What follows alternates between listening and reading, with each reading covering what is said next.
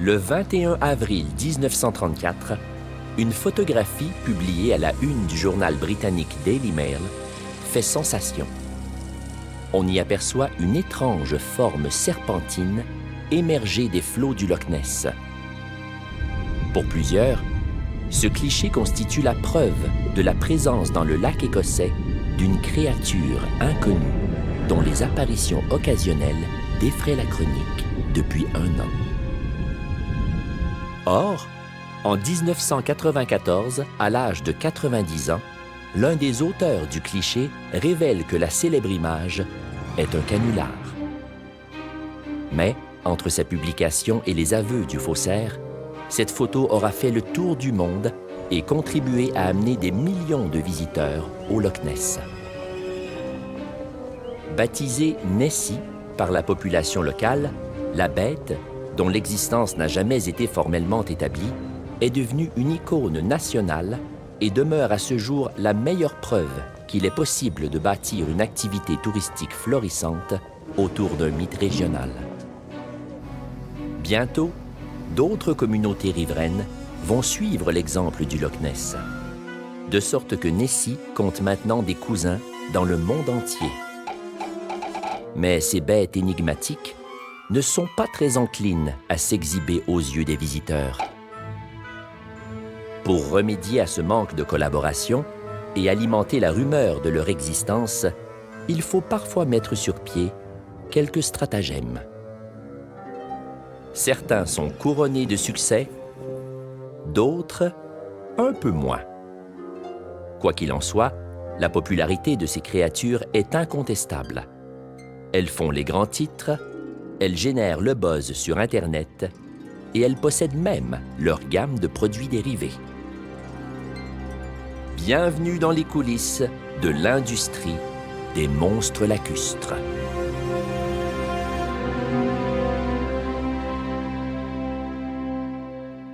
Au milieu du 19e siècle, la vie s'écoulait paisiblement au village de Perry, à 90 km au sud de Buffalo.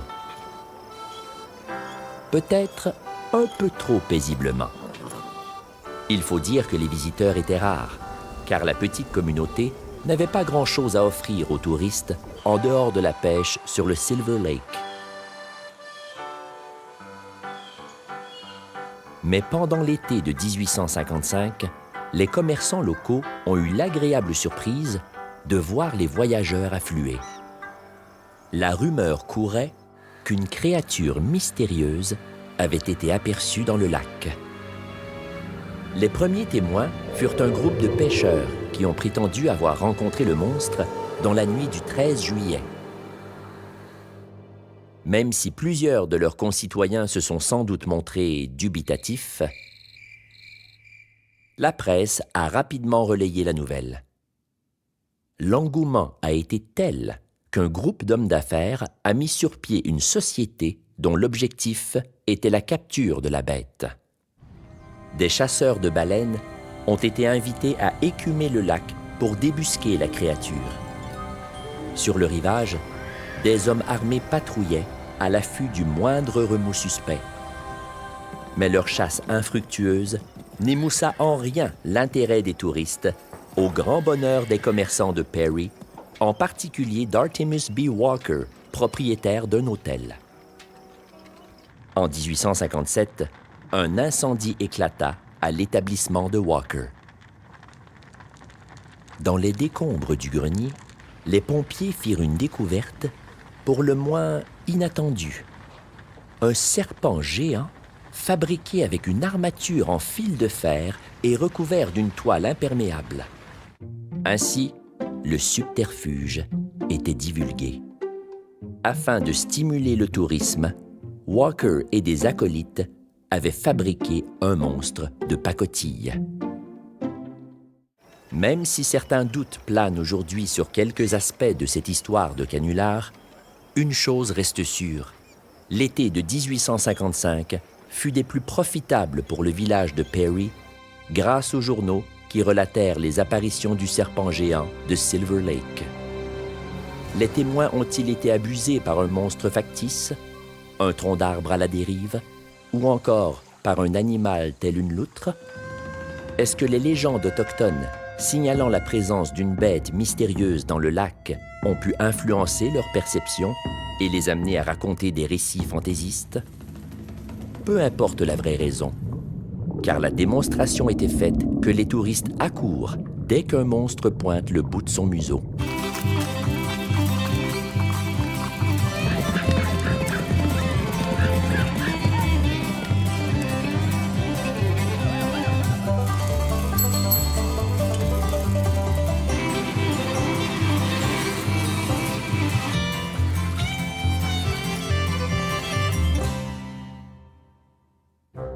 Encore aujourd'hui, Perry célèbre son serpent géant avec un festival et il a même l'honneur de figurer sur les panneaux municipaux. Ce monstre-là, en étant mis en valeur, patrimonialisé, va s'inscrire dans l'identité locale et ça fait partie donc des rites de la communauté. Ça fait partie des moments où la communauté va se rassembler. Ça permet à la communauté de commémorer la fondation et parfois aussi le nom va être associé au nom du village. Fait que dans certains cas, le monstre est vraiment la figure de proue ou l'emblème de la destination. La petite localité de Port Henry, dans l'État de New York, a connu des années prospères grâce à son industrie du fer. Mais la fermeture des mines en 1971 a porté un coup dur à l'économie locale. Depuis, Port Henry essaie tant bien que mal de s'extirper de son marasme économique. Pour y parvenir, un mystérieux locataire du lac Champlain pourrait peut-être apporter son aide. Il s'agit de Champ, un proche parent de Nessie. La contribution de Champ peut-elle vraiment aider Port Henry à se relever? Depuis quelques années, des membres de la Chambre de commerce régionale insistent pour développer davantage d'activités touristiques autour de Champ. Dans la province de Terre-Neuve, au Canada, la petite localité de Roberts Arm a vu aussi son activité économique péricliter avec le déclin de l'industrie du bois et celle de la pêche à la morue. Le tourisme est devenu une planche de salut et depuis le début des années 1990, Roberts Arm a fait de son monstre local un attrait important pour les visiteurs. Évidemment, l'exemple du Loch Ness prouve que l'exploitation de légendes relatives à des sauriens géants peut en effet constituer une source de profit majeure pour l'industrie du tourisme. Environ 1 million de personnes visitent la région du Loch Ness chaque année, ce qui génère approximativement 41 millions de livres sterling dans l'économie écossaise, l'équivalent de 54 millions de dollars américains. Je suis allé à quelques reprises au Loch Ness et c'est fantastique de voir les touristes qui s'agglutinent sur les bords du lac pour voir la créature. La plupart d'entre eux croient à la possibilité qu'il puisse y avoir un animal inconnu. Moi, lorsque j'étais sur place, j'ai posé la question à des gens qui venaient d'Allemagne, qui venaient même dans certains cas, qui venaient du Japon. Je me rappelle des touristes japonais. Je leur ai demandé s'ils croyaient en l'existence de la créature et je dirais que 80% d'entre eux restaient optimistes à l'idée d'observer la créature. À lui seul, Nessie ferait travailler environ 2500 personnes. Sur la côte ouest du Loch, le village de Drumnadrochit vit essentiellement de l'activité économique générée par le mythe. Ce hameau, qui s'enorgueillit d'être la maison du monstre, compte 3 grands hôtels, une demi-douzaine de B&B, 2 centres d'interprétation et une dizaine de boutiques. En 1988 est fondée la Loch Ness Cruises. Dans un navire équipé d'un sonar, les touristes sont amenés dans les secteurs du lac réputés pour les apparitions de la bête. Au milieu des années 1990, on offre même la possibilité d'aller visiter Nessie dans son repère. Au Loch Ness, on peut s'offrir un voyage dans le Loch Ness. On affrète 2 ou 3 sous-marins et on offre aux touristes de pouvoir faire une plongée d'une 20aine de minutes dans les eaux du Loch Ness, qui en soi est un peu un attrape-nigo parce qu'il faut savoir que les eaux du Loch Ness, le Loch Ness est une ancienne tourbière et les eaux sont excessivement opaques et boueuses. Donc lorsque l'on est dans ce sous-marin à 20 mètres sous la surface du lac, on voit à peu près rien, mais on espère toujours que le monstre du Loch Ness va venir nous faire un petit coucou par le hublot. Nessie jouit d'une notoriété mondiale, faisant de lui le champion incontesté de la marchandisation des créatures lacustres. I'm a monster of Loch Ness, that's my permanent address. Though my home was never built for a sporran or a kilt, I'm the monster of Loch Ness. I'm the monster of Loch Ness. Hawkeye, Hawkeye, oh yes. Mais comment le Loch Ness en est-il venu à accueillir un résident aussi singulier? Au début des années 1930, la crise frappe durement l'industrie touristique. Un article paru le 2 mai 1933 dans l'Inverness Courier, le journal local, ramène toutefois l'attention du public sur cette région désertée par les visiteurs en ces temps difficiles. On y rapporte l'étrange témoignage d'un homme d'affaires et de sa femme qui, roulant en voiture sur la nouvelle route longeant la rive nord du Loch, ont aperçu le 14 avril une bête extraordinaire à sa surface. Fort heureusement, le couple a échappé au pire et a raconté son incroyable histoire à un journaliste. Le texte a été rédigé par un correspondant de Fort Augustus, Alex Campbell. On raconte qu'à la lecture de son article, le directeur du journal aurait déclaré que si la créature était aussi énorme qu'on le prétendait, il valait mieux lui attribuer l'appellation de monstre au lieu de celle de créature. Un journal concurrent, le Northern Chronicle, désigne lui aussi la créature sous ce nom dans sa manchette du 8 mai 1933. Ainsi était né le monstre du Loch Ness. Les témoins du texte de Campbell n'ont pas conservé l'anonymat très longtemps. On apprit qu'il s'agissait de M. et Mme John Mackay, propriétaires de l'hôtel de Drumnadrochit, surplombant le Loch Ness. Si plusieurs étaient d'avis que le couple avait sans doute pris un simple phoque pour une créature mystérieuse, d'autres n'ont pas manqué de relever qu'un tel témoignage représentait une publicité opportune afin de ramener les touristes dans la région. Et les Mackay seraient parmi les premiers à en profiter grâce à leur établissement hôtelier. Pour les gens qui ne sont jamais allés en Écosse, il faut savoir qu'en dehors du monstre du Loch Ness, cette partie-là des Highlands n'est pas particulièrement touristique. Donc, à moins de se perdre, la seule raison qui peut vous amener à cet endroit-là, c'est le monstre du Loch Ness. Il semblerait que l'article de Campbell, publié anonymement, aurait grandement déformé les faits. Seule Mme Mackay avait vu les eaux agitées par quelque chose qu'elle aurait décrite comme ressemblant à un combat entre deux canards. Mais au fil du temps, d'autres témoignages se sont ajoutés et quand les premières photographies ont été publiées dans la presse, même si elles n'étaient guère convaincantes, les touristes ont afflué au point de créer une véritable industrie autour de Nessie. Mais pour ces curieux en quête de mystère, la déception est quasi inévitable. On estime qu'il faut en moyenne 350 heures d'affût pour être témoin d'une apparition du monstre, à moins bien sûr de scruter les eaux de manière ininterrompue et d'être exceptionnellement chanceux. La rareté des manifestations de Nessie a bien sûr favorisé la tentation de les créer de toutes pièces. Sans compter que la presse était prête à payer le prix fort pour une preuve photographique incontestable. Au début de décembre 1933, une expédition financée par le Daily Mail arriva au Loch Ness. Elle était dirigée par un chasseur de fauves et cinéaste, Marmaduke Wetherill, accompagné par un photographe et un journaliste. Le 20 décembre, ils annoncèrent une nouvelle sensationnelle. Ils avaient relevé des empreintes du monstre sur le rivage. Wetherill et son équipe firent un moulage de l'une d'elles et l'expédièrent au British Museum pour examen. Les scientifiques en arrivèrent à la conclusion que l'empreinte était identique à celle que laisserait un pied de pachyderme naturalisé.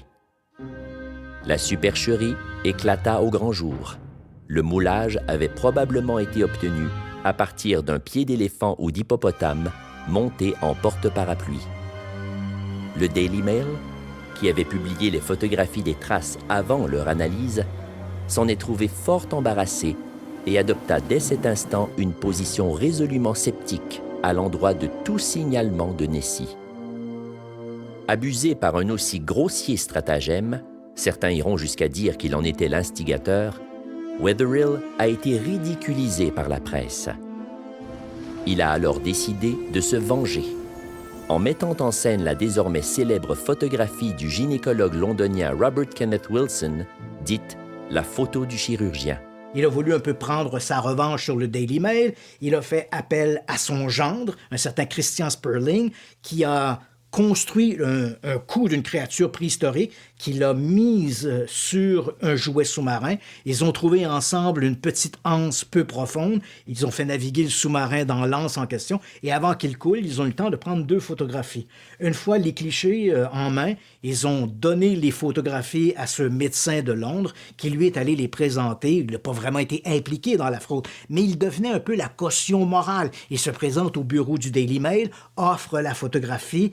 Il se présente comme étant un médecin, cautionnant donc la qualité des photographies, invente une histoire. Hein? Je roulais sur les bords du Loch Ness avec un ami, on a vu cette créature sortir de l'eau et on a pris une photographie.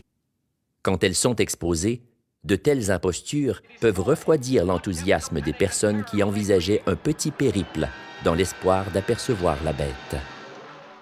Par exemple, un autre lac d'Écosse, le Loch Oich, a été le théâtre d'apparition d'une créature qui aurait pu se poser en rival de Nessie.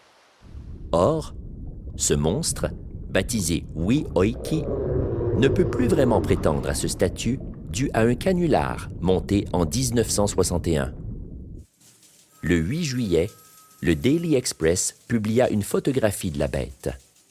Il s'agissait en fait d'un engin mécanique fabriqué par un journaliste et quelques amis. Dès qu'on parle d'éléments falsifiés, que ce soit une fausse photographie, que ce soit un faux film qui montre une soi-disant créature mystérieuse, que ce soit le Yeti, le Sasquatch, un monstre lacustre, bien sûr, il y a les gens qui discréditent ces histoires-là vont utiliser, ça vient en fait ajouter de l'eau à leur moulin parce que ça leur permet de mieux discréditer ces sujets.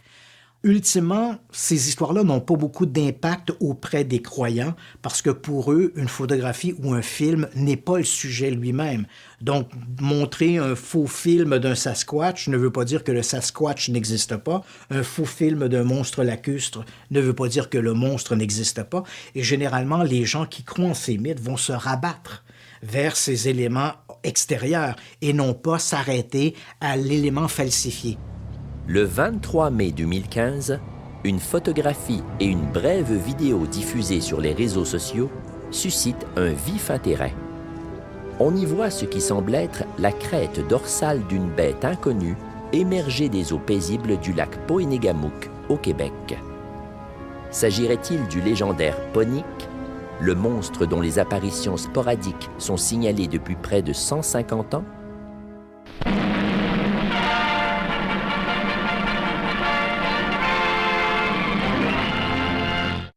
Dans la pittoresque région du Témiscouata s'étend le magnifique lac Poenegamook.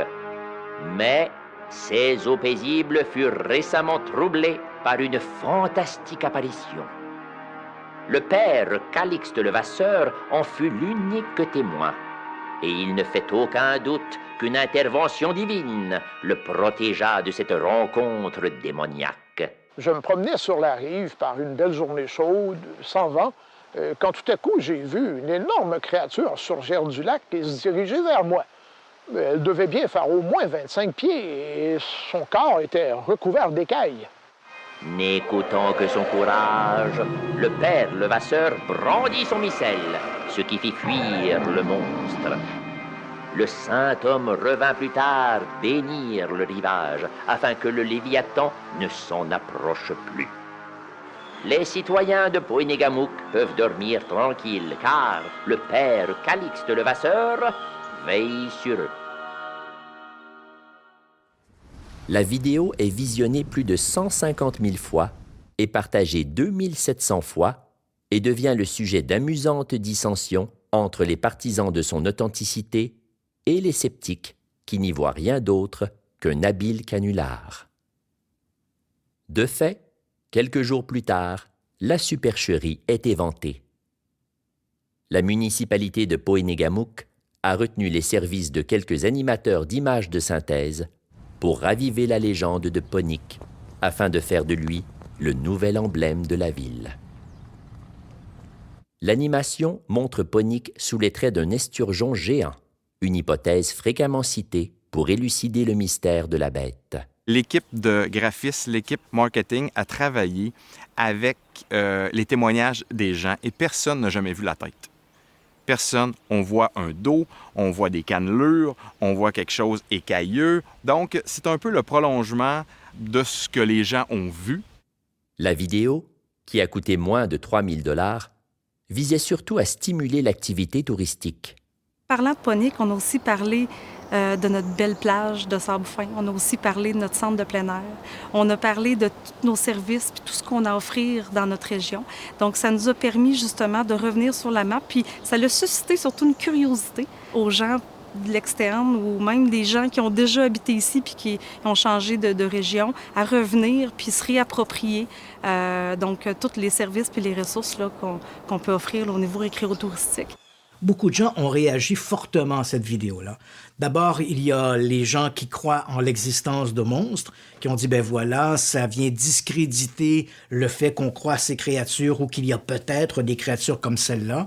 Et en même temps, beaucoup de gens dans la région de Poinégamouk ont été déçus de voir qu'on essayait de capitaliser de cette manière sur une légende locale qui, bien sûr, ne repose sur pas beaucoup d'évidence. C'est certain que les gens sont arrivés au bureau municipal choqués de par leurs croyances parce qu'eux autres, ils l'ont vu pour vrai.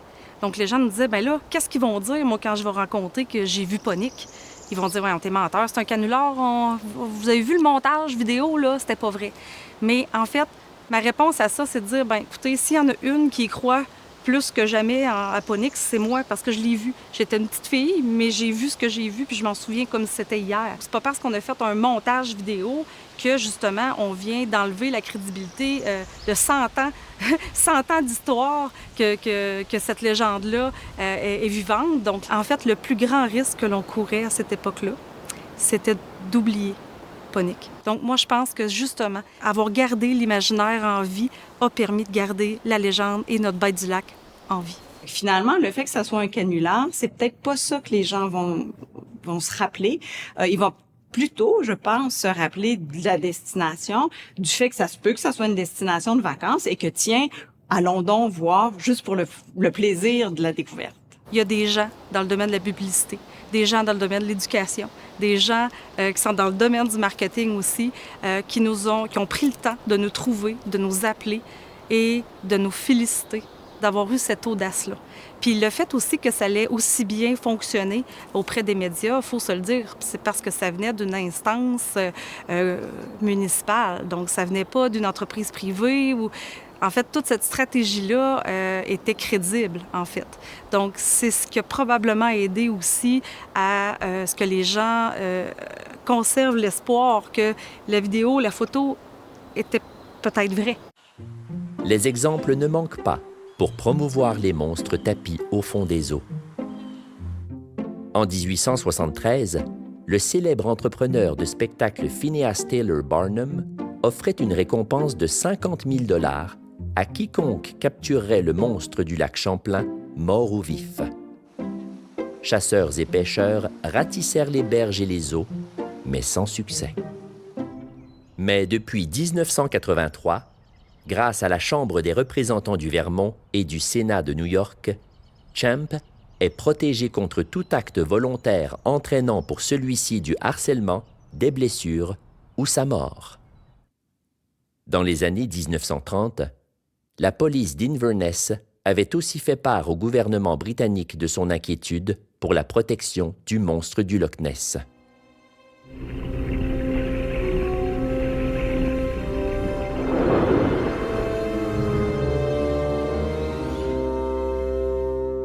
Les récompenses pour la capture de Nessie avaient de quoi inquiéter la pauvre bête. Le cirque Bertram Mills offrait 20 000 livres, le zoo de New York, 25 000 $. Le Daily Record promettait de son côté 1 000 livres pour l'attraper. Mais c'est une compagnie de whisky qui a fait monter le plus les enchères, en offrant 1 million de livres pour la prise de la créature, sous réserve qu'elle soit dûment identifiée comme telle par le British Museum. Il ne fait aucun doute que les fidèles consommateurs de whisky étaient les plus susceptibles d'apercevoir Nessie. Ces récompenses promises pour la capture du monstre ne faisaient que renforcer la croyance en son existence et favorisaient par le fait même l'affluence de visiteurs désireux de l'apercevoir. Au Canada, d'autres régions sont aussi parvenues à rentabiliser la présence hypothétique de bêtes formidables dans leurs lacs. Beaucoup d'activités pour promouvoir notre lac tournent autour de Ponick, autour de la légende.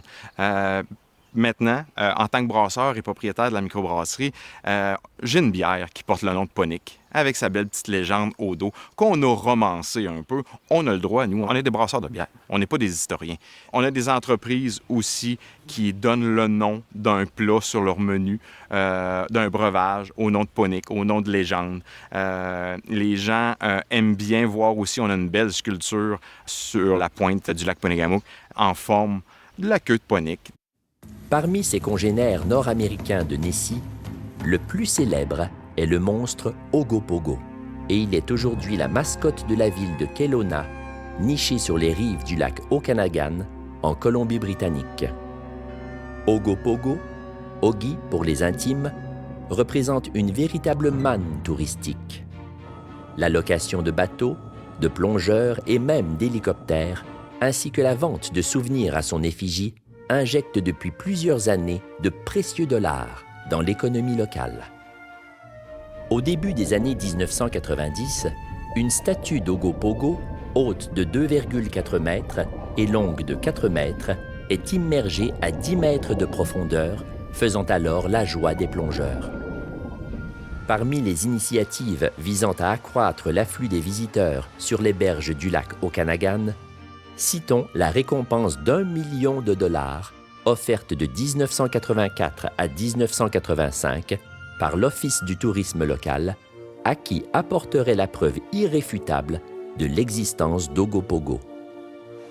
Il n'en fallait pas tant pour faire affluer les curieux munis de leur appareil photo.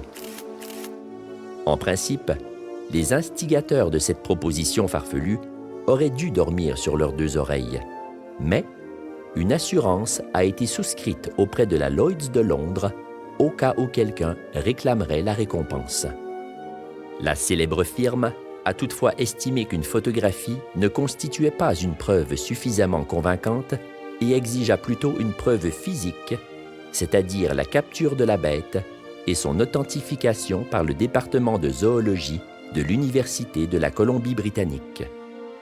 L'association touristique interdisait cependant l'emploi de harpons, de filets et de dynamite. Mais cela n'a pas suffi à apaiser les inquiétudes de la fondation Greenpeace, qui craignait qu'Ogopogo se fasse blesser lors de sa capture. Mais en 1989, c'est au tour du gouvernement législatif de la Colombie-Britannique d'adopter un règlement interdisant de tuer Ogopogo, de le capturer ou de le torturer.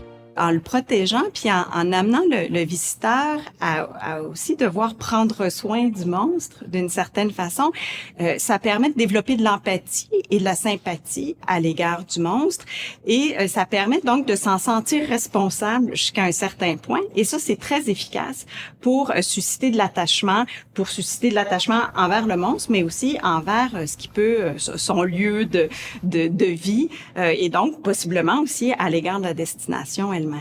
C'est vrai qu'au cours des dernières années, des municipalités et même des régions ont adopté des règlements pour protéger leurs créatures. Pourquoi le fait-on? Bien sûr, il y a un attrait touristique autour de ça. Moi-même, j'ai des photographies de panneaux sur le bas-côté de la route qui disent traverse de Bigfoot, comme pour entrer dans la zone 51, on nous dit Dead Force Authorized, on peut utiliser la force mortelle et tous les gens qui se rendent là prennent une photographie du panneau. Donc, il y a un aspect un peu touristique autour de ça. Mais en même temps, il y a un aspect politique parce qu'il faut savoir que dans l'électorat, il y a des gens qui croient à ces mythes. Donc, dans des petites localités, il y a des gens qui sont fermement convaincus de l'existence du Yeti, du Sasquatch ou convaincus de l'existence du monstre du lac Memphremagog ou encore de Nessie, le monstre du Loch Ness. Donc, le fait que les municipalités adoptent ces règlements permet aux gens de se retrouver un peu dans les décisions de leurs élus.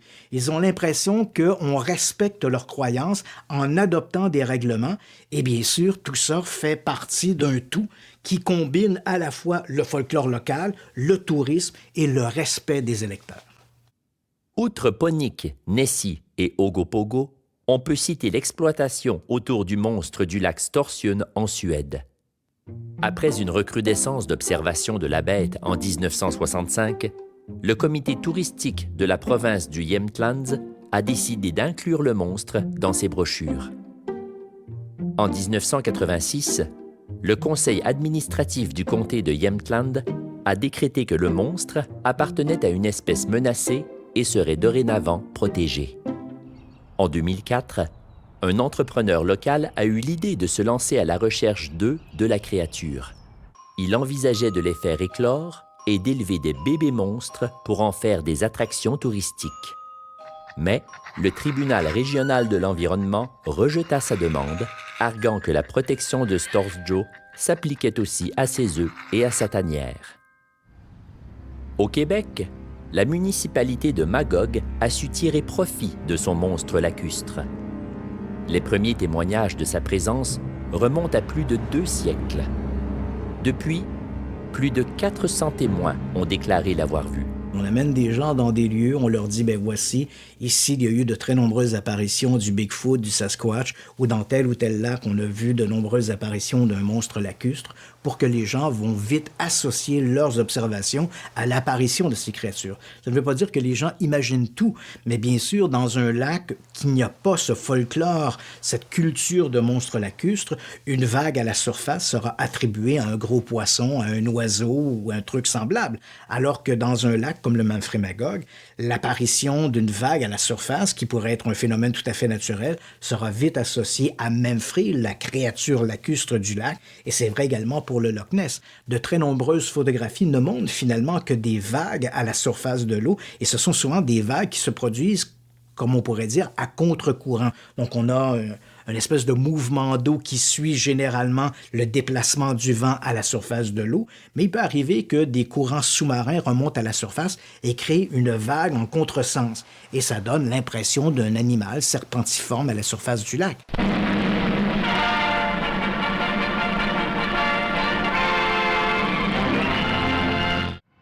Dans la pittoresque région des cantons de l'Est s'étend le magnifique lac Memphremagog. Mais ses eaux paisibles furent récemment troublées par une fantastique apparition. Le cultivateur Hector Guindon en fut l'unique témoin, et il ne fait aucun doute que la divine providence le protégea de cette rencontre qui aurait pu lui être fatale. Je conduisais mon troupeau au champ quand tout d'un coup, j'ai vu une espèce de gros poisson qui est long cou qui s'en venait direct sur moi. Mes vaches ont eu tellement peur, ils ont couru jusqu'à l'autre bout du champ. N'écoutant que son courage, notre vaillant agriculteur tint la bête en respect avec sa fourche. Ma pauvre Viquette, elle est restée traumatisée. Elle a produit moins de lait, puis elle dort mal.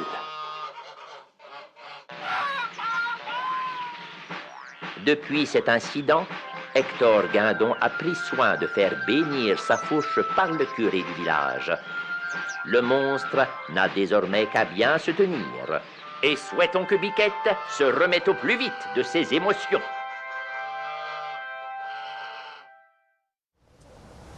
À Magog, comme au Loch Ness, on propose aux touristes une croisière permettant de profiter du panorama et, qui sait, d'apercevoir la bête. Pour ceux qui n'ont pas le pied marin, une tour a été érigée en 2003 pour repérer le monstre ou tout simplement admirer le paysage. 2 autres promontoires, identifiés comme étant des sites d'observation de la créature, jalonnent la route du voyageur qui fait le tour du lac. En 2013, une structure horticole du monstre a été installée dans un parc. Mesurant 14 mètres et composée de 5265 végétaux, cette œuvre unique attire immanquablement les touristes. Transformer un être légendaire en l'un des piliers de la relance économique reste un défi, dans la mesure où la bête risque fort de demeurer invisible aux yeux des visiteurs ou se confondra, pour les plus crédules, avec un tronc flottant ou un poisson de taille inhabituelle. Or, même si les chances de rencontrer Champ, Ponick ou même Frey sont minces, les organismes touristiques font le pari que le visiteur gardera un excellent souvenir d'un séjour qui lui aura permis d'admirer un lac magnifique, de faire de la randonnée, de goûter à l'hospitalité régionale et de ramener dans ses bagages un souvenir du monstre. Il va y avoir parfois des routes ou des sentiers qui vont être développés, qui vont amener le visiteur à de beaux points de vue en disant, peut-être qu'à partir de ce point de vue-là, vous pourrez le voir.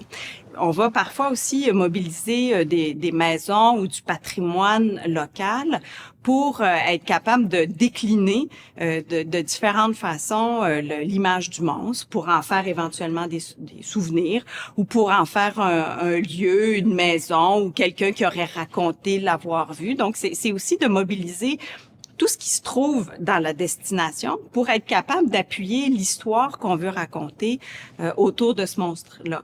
Donc, même si le visiteur voit pas grand-chose, il va repartir et il va avoir l'impression d'avoir vu quelque chose parce qu'effectivement, la destination va l'avoir accueilli avec un ensemble d'informations, d'expériences et va lui avoir permis de repartir avec une photo.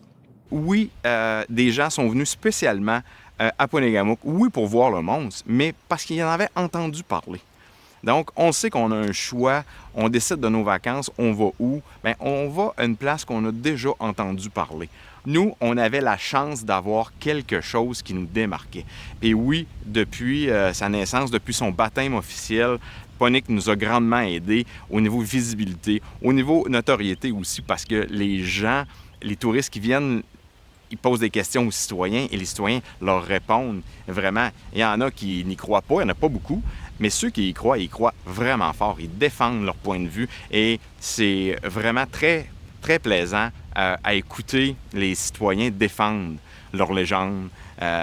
Oui, elle a existé, oui, elle existe encore, oui, mon beau-frère l'a vu. Tout le monde à Ponegamook connaît quelqu'un qui l'a déjà vu. Si vous entrez dans un espace public, principalement en Écosse, au Loch Ness, et que vous dites, voilà, le monstre du Loch Ness, c'est de la frime, c'est une arnaque, vous risquez d'avoir la moitié de la salle qui vont vous applaudir et la moitié de la salle qui vont vous regarder avec un air menaçant. Pourquoi? Parce que c'est une créature qui fait partie du folklore local. Et ce qui est amusant, c'est que même les gens qui ne croient pas en l'existence d'une créature physique continuent d'apprécier le mythe parce que la région vit par le mythe, elle attire une foule touristique et quelque part, il y a un folklore social qui s'est développé autour de la créature du Loch Ness. Donc, même si je n'y crois pas, mon voisin y croit, mon épouse y croit, des amis y croient. Et en fonction de cette culture et par le respect du mythe, généralement, on va préférer entretenir la légende plutôt que de s'associer à des mouvements ouvertement sceptiques et critiques par rapport à l'existence de la créature. Une autre manière de vedettiser les monstres lacustres des différentes régions du globe réside dans l'apparence qu'on leur attribue. Nessie, Champ et tous leurs congénères sont invariablement identifiés comme étant des dinosaures marins. D'autres hypothèses, d'emblée plus crédibles, évoquent des phoques, des anguilles, des esturgeons ou des castors. Mais difficile de bâtir des attraits touristiques sur des animaux communs, quand bien même certains d'entre eux afficheraient des proportions plus grandes que la normale. les visiteurs veulent croire au fantastique et promouvoir l'existence de survivants de la préhistoire demeure l'avenue la plus efficace pour leur procurer l'émerveillement recherché.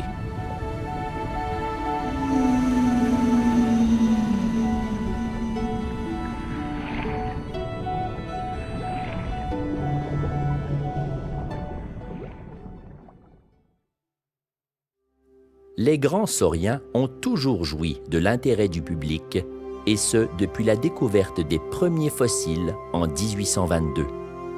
Des individus louches ont su profiter de cet engouement dès le milieu du 19e siècle. On pense notamment au docteur Albert C. Koch, qui exhiba en 1845 à New York son fameux squelette de serpent de mer. Mais il s'agissait en fait d'un assemblage de plusieurs ossements appartenant à des baleines préhistoriques. C'est le cinéma qui allait ériger en vedette les animaux de la préhistoire.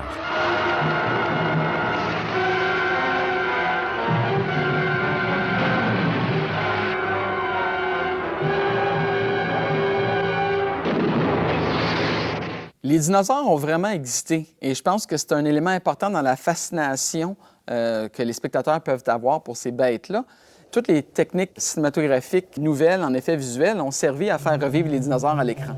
Que ce soit le stop motion ou l'animation numérique, il y a, je pense, une éternelle fascination de voir ces bêtes-là auxquelles nous avons accès dans les musées, mais ce sont des fossiles, c'est statique, alors qu'au grand écran, au cinéma, on les voit se mouvoir, se battre entre elles, manger, on les entend aussi. Alors tout le spectacle cinématographique fait revivre ces dinosaures-là pour nous.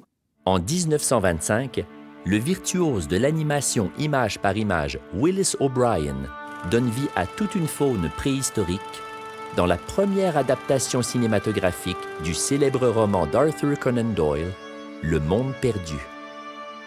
Mais c'est véritablement en 1933 que les monstres géants se hissent en tête du box-office avec King Kong. Thrill of thrills.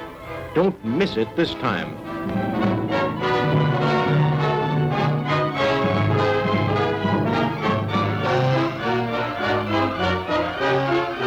Le film transporte le spectateur sur une île mystérieuse peuplée de créatures d'un autre âge. Parmi elles, un brontosaure qui attaque les explorateurs. Or, les premières apparitions largement médiatisées du monstre du Loch Ness coïncident avec la sortie triomphale de King Kong. Certaines descriptions de Nessie correspondent à celles d'un saurien aquatique, le plésiosaure, dont l'aspect présente des similitudes avec le brontosaure apparaissant dans le film. Toujours en 1933, la suite de King Kong, Son of Kong, met en vedette un serpent de mer à la morphologie proche de celle d'un plésiosaure. L'hypothèse faisant du monstre du Loch Ness un reptile géant de l'ère secondaire est avancée pour la première fois dans le Northern Chronicle le 9 août 1933. Cet été-là, les journaux rapportaient le récit de George Spicer et de sa femme qui ont raconté avoir vu le monstre traverser une route.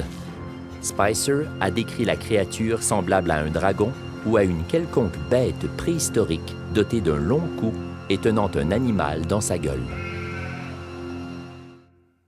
Lors d'un entretien avec l'auteur Rupert Gould, George Spicer a admis avoir vu King Kong et souligne que le monstre qu'il a observé sur la rive du Loch Ness ressemblait beaucoup au brontosaure du film. Donner l'apparence d'un monstre préhistorique à Nessie constitue sans l'ombre d'un doute un attrait supplémentaire pour les touristes. Il n'est donc pas étonnant que ces imitateurs disséminés à travers le monde se réclament aussi de cette parenté.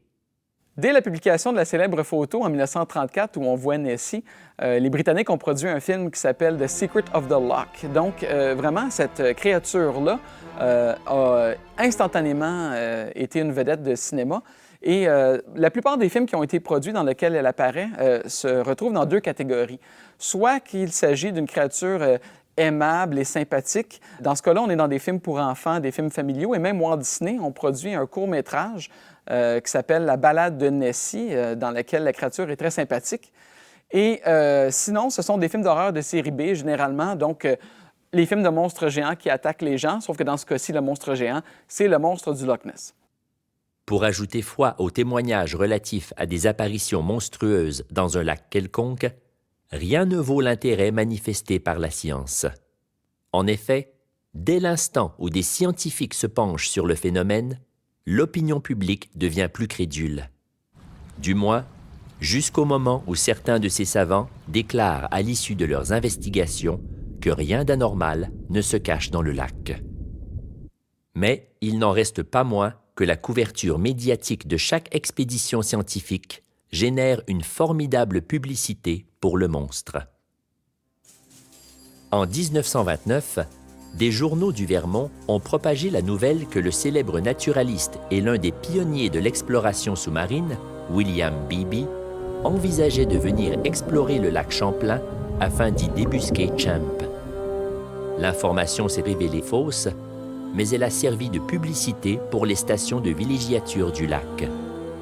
Évidemment, le Loch Ness demeure l'endroit qui a suscité le plus l'intérêt des scientifiques et ses profondeurs ont été balayées à plusieurs reprises par des sonars sans toutefois obtenir des résultats concluants, à la grande déception des ardents défenseurs de l'existence de Nessie. Dans le cas, par exemple, du monstre du Loch Ness, il y a une industrie touristique très importante qui tourne autour du monstre. Et depuis les années 70, de nombreux scientifiques ont proposé des explications rationnelles. Bon, suite à une opération qu'on appelait Opération Deep Scan, on avait proposé des esturgeons de la Baltique qui remontaient via le canal calédonien pour venir frayer dans le Loch Ness. Plus récemment, Neil Gemmell, un professeur attaché à l'Université d'Ottawa en Nouvelle-Zélande, a fait un séquençage à partir de ce qu'on appelle de l'ADN environnemental et a pu déterminer qu'il n'y avait aucun animal inconnu dans le Loch Ness, sauf peut-être de grandes populations d'anguilles qui pourraient peut-être expliquer certains témoignages. Est-ce que ces explications dites rationnelles ont eu un effet sur l'industrie touristique locale? Est-ce qu'elles ont eu un effet sur les commerçants locaux? La réponse est non. Et pourquoi? Parce que dans le milieu de ces croyances un peu étranges, paranormales, les scientifiques sont souvent décrits comme des empêcheurs de tourner en rond, des rabat-joie. Et souvent, leurs explications vont à l'encontre des témoignages. Et on va, dans ce cas-là, se référer davantage aux témoignages qu'aux explications scientifiques. Oui, c'est vrai que les scientifiques nous disent que des esturgeons de la Baltique pourraient remonter dans le Loch Ness, mais ça ne correspond pas au témoignage de M. X ou de M. Y, qui lui était sur le Loch Ness, qui connaît bien le Loch Ness. C'est un riverain, il habite localement depuis des générations. Et la famille vit dans cette région-là. Ils connaissent la faune. Et lorsqu'il raconte avoir vu un animal monstrueux apparaître aux côtés de son navire, de sa barque, de son canot, bien sûr, il ne pouvait pas s'agir d'un esturgeon de la Baltique. Il ne pouvait pas s'agir d'une anguille. Et on va se référer donc à ces témoignages qui sont des dizaines, des centaines de témoignages qui vont à l'encontre des explications scientifiques proposées par les chercheurs. Alors, à partir de là, le témoignage vient mettre en échec les explications scientifiques et n'ont à peu près aucun effet sur les croyances populaires. Au Québec, le lac de Pohénégamook a lui aussi été le théâtre d'investigations poussées. En juillet 1957, le maire de la petite localité réclamait au ministère québécois de la Chasse et de la Pêche une enquête sur la bête du lac, car les riverains craignaient de s'y baigner. 2 chercheurs ont été chargés de l'enquête, les professeurs Vladikov et Shields. Leurs recherches à Pohénégamook se sont échelonnées de la mi-juillet à septembre 1957 et la presse en a fait grand écho. À la suite de l'enquête scientifique menée à Pohénégamook, le ministre Camille Pouliot ira même jusqu'à déclarer que la publicité qui a été faite au prétendu monstre a été très profitable à la région. Même si les scientifiques ont suggéré dans leur rapport que la créature serait en fait un esturgeon de grande taille, le mythe du monstre ne s'est pas éteint pour autant. En 1977, des plongeurs torontois ont exploré le lac sous l'objectif des caméras de la télévision de Radio-Canada. La presse a encore été au rendez-vous à l'automne 1979 et en juin 1980 pour rapporter l'enquête d'un plongeur américain. Les monstres des lacs vont sans doute encore longtemps susciter la curiosité des touristes. D'autres créatures, dont l'existence prête à la controverse, se voient aussi promues au rang de vedettes touristiques, comme le légendaire Bigfoot, appelé aussi Sasquatch. En 2021, un élu républicain de l'Oklahoma, Justin Humphrey, a déposé une loi visant à créer une saison de chasse au Bigfoot et un permis a été mis en vente dans les commerces locaux. Une récompense de 2,1 millions de dollars était même offerte pour sa capture. Il y a certes quelque chose d'étrange dans le fait de bâtir une activité touristique sur un être qui n'existe pas. Comment alors expliquer l'engouement de ces millions de visiteurs qui se rendent chaque année au Loch Ness ou de ceux prêts à payer un permis pour traquer un monstre imaginaire? Grâce aux légendes, à la littérature et au cinéma, les monstres nous accompagnent depuis notre enfance. Ils nous fascinent, ils nous font parfois peur, mais surtout, ils nous font rêver. Faire de leur présumée tanière une destination touristique prolonge cet imaginaire. Et même si, au fond de nous, notre bon sens nous dit qu'on ne verra pas de monstres, il y aura toujours cette pensée magique qui nous fera espérer d'en apercevoir un.